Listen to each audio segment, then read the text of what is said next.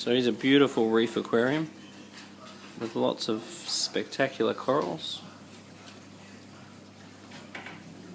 This bommy is really nice with a very advanced halomedia algae growing all over it.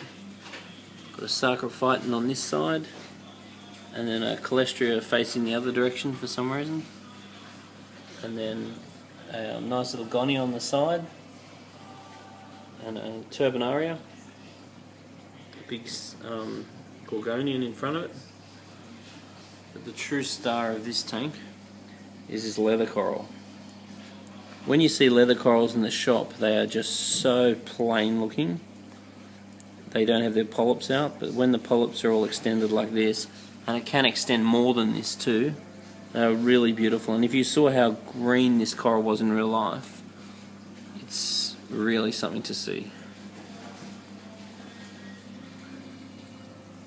There's toxic green hammer above another hammer. You've got to be careful which corals you put together. See here, you can see two hammers that are interacting no problem, and then you can see a hammer next to a grabrescens, which is a torch coral, and you can see clearly that the torch coral is not too happy because it's receding away on one side.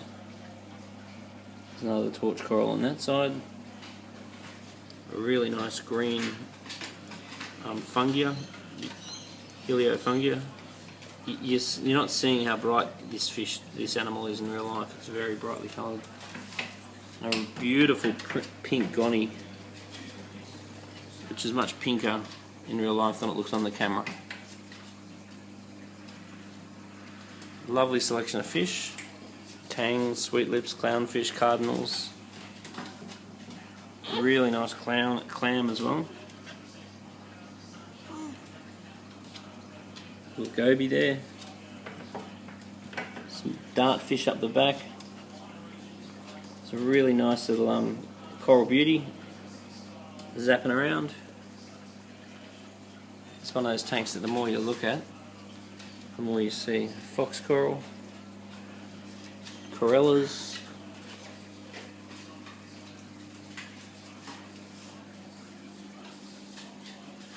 really well done.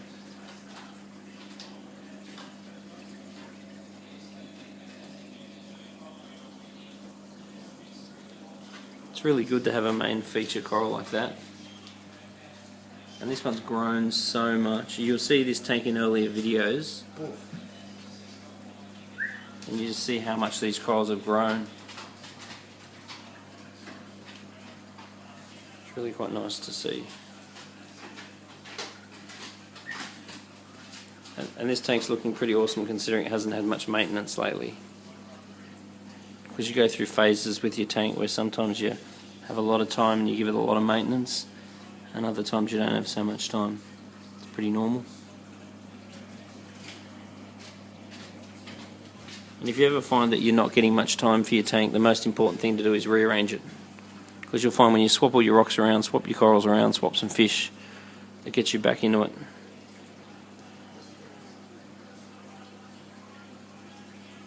Whether it is or isn't the best thing for the tank, it's certainly very good for your inspiration as a hobbyist. Giving like a yearly spring clean's not a bad idea too, where you take some rocks out, siphon the back of the aquarium, get all the crap out of the back of the aquarium.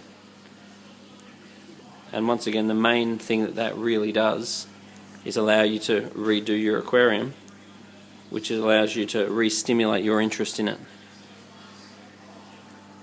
So this tank's run off for a refugium, it's got a protein skimmer, it's got a chiller, it's got a combination of metal halide T5 lighting, it's got heaps of water flow.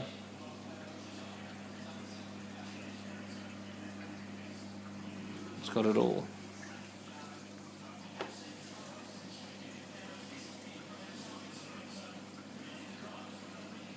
Growing beautifully.